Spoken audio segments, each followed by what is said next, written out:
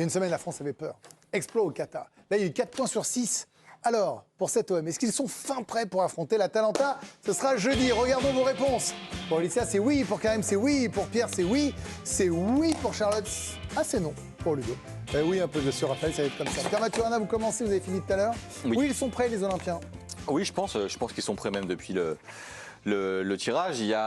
C'est pas tant sur les 2 matchs qui viennent de jouer contre Nice et Lens, parce que je trouve qu'il y a toujours un peu les mêmes écueils dans le jeu marseillais. Je trouve pas que ce soit une équipe très impressionnante dans ce qu'elle propose. En revanche, c'est indéniable, il y a un caractère pour le coup, il y a une solidarité, il y a quelque chose qui se dégage un peu de ce groupe-là dans l'adversité, dans le fait de jamais lâcher. Et finalement, il y a une petite force comme ça, je trouve, qui les pousse et qui est pas mal en Coupe d'Europe notamment. Donc je suis pas sûr, je pense toujours qu'ils sont un peu outsiders de cette confrontation contre l'Atalanta. Oui. En termes, voilà, déjà parce que l'Atalanta fait une meilleure saison, etc. Ils n'ont quand même pas gagné beaucoup de matchs en 2024, l'OM. Mais je trouve que dans l'état d'esprit, ils montrent quelque chose qui est intéressant et on l'a vu là, c'est des joueurs qu'on attendait peut-être que Gasset fasse un peu de tournée et les mette un peu au frais quelques jours. Et finalement, ils ont joué, ils se sont donnés à fond et pour chaque match, ils sont un peu comme ça. Donc pourquoi pas un de plus. Et c'est la victoire de Pierre Maturana, quelque part, qui avait dit la semaine dernière, il faut que l'OM joue à la fois le championnat et la Coupe d'Europe. Bravo Pierre. Alors, attends, ça on va le voir. Vous êtes un devant. Ça on va le voir, non, sur un double confrontation. Vous ne partez pas comme ça, vous démarrez tout de suite. Ça on va le voir. Vous êtes à la fin, vous êtes le nom. Écoutez, nourrissez-vous de ce qu'ils vous disent. Karim, ils auraient pu couler, en fait, ces Olympiens. Et moi, je trouve remarquable le fait qu'ils soient encore en vie partout et que même si tout est difficile, qu'importe, à la fin, hier, ils gagnent, alors qu'on n'imagine pas que ça puisse faire comme ça avec les occasions lensoises. Ils gagnent. Quand vous analysez la semaine de l'OM, après le match de Nice, match en retard, et en jouant à 10 contre 11 contre les Niçois, et ce match hier contre Lens, Nice et Lens, 2 belles équipes de Ligue 1 dans le premier tiers du championnat.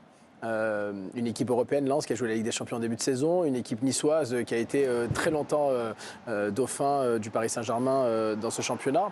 Je trouve que Marseille peut sortir de cette semaine en confiance, totalement en confiance avant ce match contre l'Atalanta. Si l'OM avait besoin de confiance avant de jouer ce match de Coupe d'Europe, c'est la semaine quasi idoine pour le coup. Donc quand vous regardez cette équipe-là, moi je me suis fait la réflexion hier, quand je vois 55 secondes de jeu, 54, ce but de Aubameyang. On a plus de débats autour du grand attaquant, autour de l'Olympique de Marseille, les débats qu'on a fait ici pendant pas mal de saisons. Ils ont trouvé un attaquant tellement prolifique, et même plus prolifique d'ailleurs qu'Alexis Sanchez, qui n'avait pas le même profil la saison dernière. Quand vous avez un joueur comme ça, et ça fait penser à la saison de Drogba en 2003-2004, où il emmène quasiment à lui tout seul avec une équipe. Il faut regarder l'équipe type de l'OM entraînée par José Anigo en 2003-2004, qui se qualifie contre l'Inter, Liverpool et qui va en finale contre Valence. Sur le papier, elle est moins forte que l'équipe d'aujourd'hui. Sur le papier, il n'y avait que Drogba devant qui était monstrueux, mais il y avait un jeune comme Mathieu Flamini qui débutait en Ligue 1, il y avait Sylvain Ndiaye, il y avait Brahim Mdani derrière. C'est la force de l'habitude quand même. Ils ont un truc. Dos Santos, voilà. Donc ils ont un truc. Voilà, je trouve qu'ils ont quand même du talent dans cette équipe-là. Quand vous avez Verretou, international, Amin Harit, Ismaïl Assar qui est revenu. Derrière, si vous pouvez récupérer Mbemba, vous avez Jonathan Klaus sur le côté et Paul Lopez qui en Coupe d'Europe est pas trop mal. Sur le papier, il y a match contre l'Atalanta. Donc non, hier ils ont fait le plein de confiance et oui, l'OM est prêt pour ce match. Et le buteur est prêt, Pierre-Emerick Aubameyang, il a encore marqué 4 buts de passes décisives sur les 6 derniers matchs, donc 6 fois décisif en 6 matchs au mois d'avril. Donc il fait pour l'instant un mois d'avril parfait, Pierre-Emerick Aubameyang, qui a marqué 27 buts cette saison, toutes compétitions confondues. C'est le 4e meilleur démarrage pour un attaquant de l'Olympique de Marseille sur une saison. Vous voyez, il pourra aller titiller peut-être, pourquoi pas, en fin de saison Alain Bokchik ou encore Didier Drogba qui avait marqué 29 et 32 buts sur leur première saison à l'OM. Des deux, en plus. Et oui, exactement. C'est vrai que c'est laborieux, c'est dur pour l'OM, mais c'est cette ténacité des Marseillais qu'on retient dans la presse aujourd'hui, cet état d'esprit. Comme on peut le voir en une de la Provence, l'OM ne lâche rien avec Aubameyang, qui d'autre en illustration, l'homme fort, le leader, c'est sur lui qu'on compte. La Provence qui, après cette victoire, promet une fin de saison haletante, une victoire qui intervient au bon moment pour la Marseillaise avant là encore d'affronter les Italiens. Il fallait stopper cette série de 5 matchs sans victoire. De quoi aborder sereinement la demi-finale face à Bergame, souligne la Marseillaise. Et puis on termine avec l'équipe. Une belle générale, puisque c'est ce qu'a dit Jean-Louis Gasset, cette répétition générale avant d'affronter l'Atalanta Bergame. On sent que cette victoire était fondamentale pour lancer de la meilleure des manières ce marathon pour les Marseillais. Charlotte, il y a un truc, c'est qu'on sent que parfois ils sont au bord de la rupture. Je disais, ils auraient pu couler. Qu'ils peuvent être un peu en panique, mais qu'il y a une espèce de...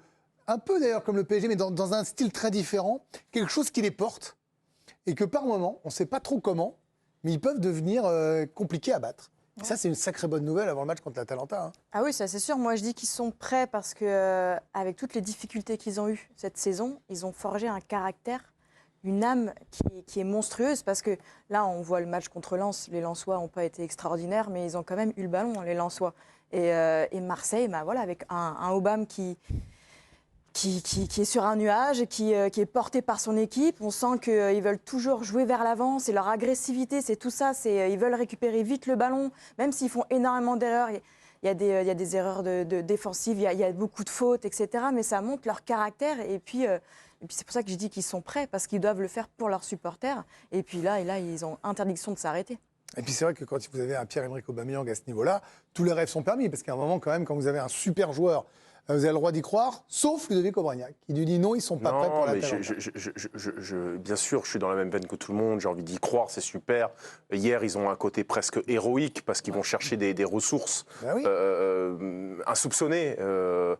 Mais c'est là où je suis le plus inquiet, c'est qu'à force d'aller rechercher des ressources insoupçonnées constamment, j'ai vu Verretou le match de Benfica. Il pouvait même plus marcher, il s'est arrêté 6 fois, tellement il avait des crampes, tellement il n'en pouvait plus. Son temps de jeu depuis le match de Benfica, il est quand même très élevé. Il fait 2 fois 90 minutes contre Nice et hier. Il joue une demi-heure sur le match d'avant. En fait, c'est des joueurs qui, là, sur la dernière demi-heure... Moi, je persuadé que c'était pour casser le rythme, parce qu'après, on l'a pas vu la dernière demi... Non, arrête. Non, je te jure, franchement, dans ce match-là, ils auraient même l'arbitre est venu voir Gasset pour lui dire je comprends pas, 3 fois Verretou se met au sol, c'était pour casser le rythme de Benfica, je suis persuadé. Il était dans la souffrance la plus absolue. Et derrière, il joue 90 minutes, donc c'est qu'il y avait... Ça veut dire qu'il est prêt physiquement, oui, c'est pour ça. Non, mais je l'espère qu'ils vont tenir. Honnêtement, c'est mon souhait le plus cher qu'on puisse. Mais je connais cette équipe de l'Atalanta, puisque je regarde quand même pas mal. Si un des championnats que je regarde, c'est la Serie A. Cette équipe, dans l'intensité, elle est redoutable. Elle a fait souffler ses meilleurs joueurs, elle. Parce que, on disait, on ne peut pas prioriser. Mais on aurait pu peut-être faire souffler la contre Lens. Tu peux sortir Aubameyang, tu peux sortir... Est-ce que ça aurait été si grave de faire match nul contre Lens, finalement ? Est-ce que l'intérêt, c'est de juger... Il y a quand même une place à Ils reviennent à 2 points. Mais arrêtez, ils iront pas en Europa League. Ils vont pas y aller en Europa League. T'as combien de concurrents qui sont avec toi, qui sont plus frais, qui sont plus à même de le faire ? Un calendrier avantageux. L'OM pourra aller chercher une Europa League conférence. Au mieux, ils pourront pas tenir ce rythme-là, plus la double confrontation. Ça paraît impossible. Il n'y a plus de match pour eux, là. Ça paraît impossible, Karim. Soyons sérieux. Il n'y a pas de match entre les 2 points de la 6e place. Soyons sérieux. C'est là où le calendrier aménagé peut les aider. C'est mon avis. Oui, c'est mon avis. J'aurais préservé Verretou et Aubameyang à sortir à l'heure de jeu sur ce match, et j'aurais préparé ce qu'a fait l'Atalanta, qui arrivera dans les meilleures conditions, plus de maîtrise en termes de jeu, ce qui va faire courir les Marseillais, les fatigués, et plus d'intensité. Donc ça m'inquiète pour Verretou et Aubameyang. Passe décisive de Ludo. Exactement. Et ils ont gagné pour la 3e fois consécutivement. Ils ont fait le 3 sur 3.